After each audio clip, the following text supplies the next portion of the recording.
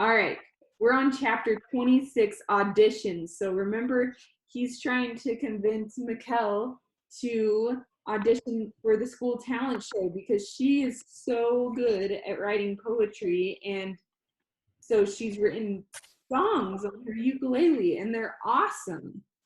And so he's trying to convince her that she should do the talent show. And put herself out there and do the challenge that her brother left her. So, all right, chapter 26, auditions. I sat in the back row of the auditorium watching 5 girls dance. The 2 in the middle were Chloe and Emma, and they were good. They moved and swayed and swished the way good dancers did. And Chloe looked as cute as ever. I swear all the boys at school liked her. Well, like 95% of them. But not me. At least, not like I used to. Mikkel hadn't showed up yet, but I still hoped she would. She had actually signed up. I told her I'd be waiting for her. Maybe she could come in and sit a few rows in front of me. That way, she wouldn't have to be seen with me, but she could still know I was there for support. It wasn't my favorite situation, but what else was I going to do? Hey, I turned and saw Mikkel. She had her ukulele in a case at her side. She sat down right next to me. Can I sit here? I looked up at Chloe and Emma on stage, and then back at her. Sure, if you want. Think I'm going to need it, she said. Her voice trembled a little. Mikkel Panganabin actually came to tryouts, and she was sitting right next to me. Right next to me. And Emma and Chloe could totally see. I didn't know if they'd notice. They were kind of busy right now, but they could. Today was going to be life-changing. Mikkel would make it into the talent show, and I would finish up my comic and send it in tomorrow. I still wasn't confident in it, but I could try. At the last note, the dancing girls all froze in different dramatic poses. Everyone clapped. Mikkel joined in, so I gave a few claps too. Mine weren't very loud. Great job, Mrs. Lynn, the drama teacher said. Mr. Mueller, the choir director, sat front and center, the tryout list in his hand. Well done, Mr. Mueller said. Then he turned out to the auditorium and with students waiting to perform. He glanced at the list. Caleb Hine is up next. Janalee Gonzalez to follow. Chloe, Emma, and the other girls all hugged and congratulated each other. Then they grabbed duffel bags, probably filled with their non-dancing clothes, and walked up the aisle toward the doors. They were going to walk right past us. They were still talking with each other, and I hoped they wouldn't notice us. Chloe stopped. Hey, Mikkel. Good job, girls, Mikkel said. I couldn't tell if it bothered her that they noticed her or not. Yeah, thanks, Emma said. Then she looked at me and back at Mikkel. I could almost see her mind working. Why were we sitting together? Is there something wrong with your eye? Chloe asked, looking at me. Weird question, but I was glad it wasn't something like, what are you doing here together? Or why don't you go hang out with people on your level? The other girls all looked at my eye. It's really red, Mikkel said. Is it okay? I guess she hadn't noticed it before. I shrugged and blinked several times. It was irritated and dry, but that happened. I'll put in some drops after auditions. Chloe looked back at Mikkel. Wait, are you two trying out? I shook my head and pointed at Mikkel. Mikkel took a deep breath. I am. Well, at least I think so. What are you going to do? Mikkel asked. Mikkel looked at her ukulele case. Just playing and singing a little. She's really good, I said. It just slipped out. All of a sudden, I realized the implications of what I'd said. It meant that I knew something about Mikkel that they didn't. That meant that I spent time with her outside of school. And that she showed me something that she hadn't shown them. I had given a lot away with one stupid sentence. I wished it was in a comic so I could erase it and shut up. Thanks, Mikkel smiled at me. I didn't know whether to be terrified that Emma and Chloe had seen Mikkel and me sitting together, or thrilled that Mikkel seemed fine with it. Chloe looked at me, and then Mikkel, and then at Emma.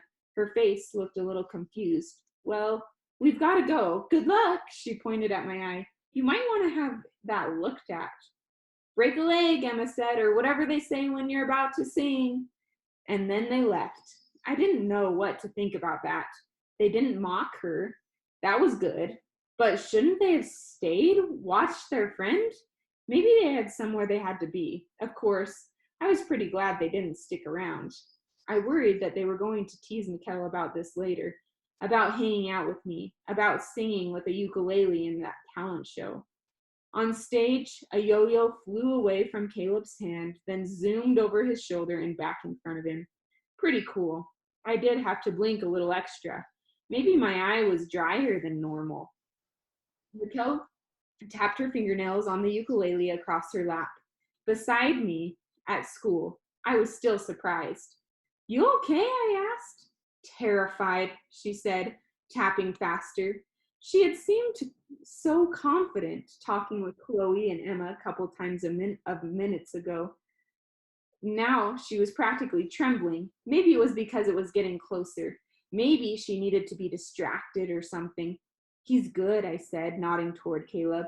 Yeah, she said, not really looking at him. She eyed the exit door a few rows back. Was she regretting something? Did she want to run and catch up to Chloe and Emma and tell them she had just been joking? Caleb finished with several giant whirls and catching the yo-yo. Everyone clapped. Mrs. Lynn called up Jana Lee Gonzalez, and she approached a piano on the side of the stage. I closed my eye to give it just a bit of a break. Jana Lee started to play something calm and peaceful. Good timing. I hoped it might relax Mikkel.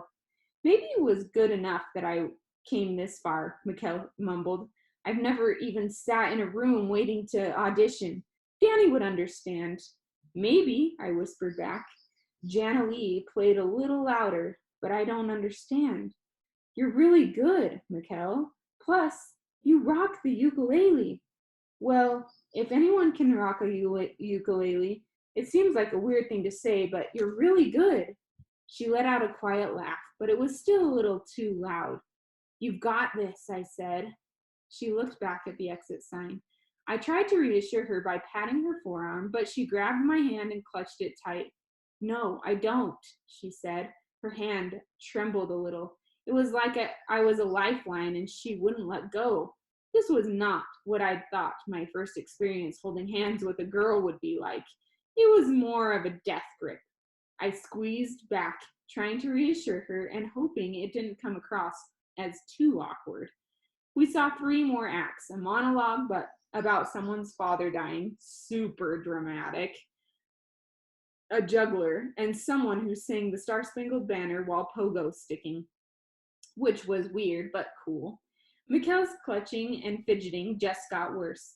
Mikkel Panganabin, Mr. Mueller, the choir director, finally called out in his deep voice. He always spoke like he was in a play.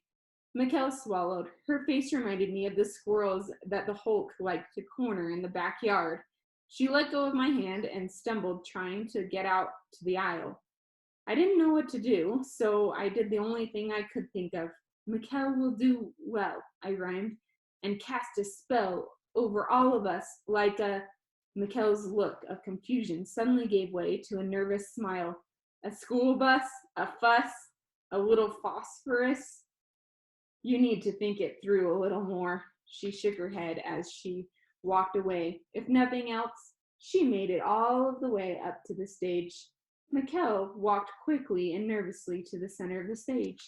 She mumbled into the microphone. I'm Mikkel Panganabin, and I'm going to sing a song that I wrote. Part of her was blurry. Dumb, dry red eye. I took off my glasses and rubbed to my temples. I clenched my eyes shut and then opened them. Still blurry. Mikkel adjusted her ukulele. This was it. Danny wanted her to do this, and she'd finally found the guts to do it. Soon everyone would know how talented she was. Then she would be on the trail to becoming famous. She'd feel more confident, like she was becoming the type of person her brother wanted her to be. She raised her hand and gave a few strums. I tried to blink away the blurriness. It must have been a headache setting in. She strummed a few more times. She was about to start singing in 3, 2, a few more strums. I must have been off. The words were coming now, but she never said them. She opened her mouth, then ran across the stage behind the curtain. Oh no, what was wrong? Then we heard it, an unmistakable sound, throwing up. My heart dive bombed. No, this wasn't the way it was supposed to go. A few boys in the crowd snickered, but I jumped out of my chair and ran up to the stage and behind the curtain. With my weird blurry sight and my headache, I almost missed a stair. Thankfully, there had been a garbage can back there and Mikkel had made it. She still had her face buried in it. Are you okay? I asked. Go away, she said, a mix between trying to catch her breath and crying. Mikkel, I'm sorry, Mrs. Lynde said. Apparently, she had followed me backstage. Is there anything you need? No, Mikkel said, her voice echoing through the bottom of the can. She looked up at Mrs. Lynde. I'll dump this when I'm done. Are you sure? Mrs. Lynde asked. Maybe take a few deep breaths and just keep going, Mikkel interrupted, turning back to the garbage. The drama teacher nodded. Okay, but you can still audition when you feel better. She patted Mikkel, and as she turned to leave, she glanced at me. Is your eye okay? Mrs. Lynde asked. I nodded. She looked again and then left the stage. It was better that way, less attention to Mikkel. Do you think you can finish your audition? I asked. I'll take up care of the garbage can. I had never offered to clean up anything gross like that ever before. I can't, Mikkel said. Performing makes me sick. Like really legit sick. She pulled the liner out of the can and held it tight. The anxiety just takes over. I did the same thing during 6th grade speeches.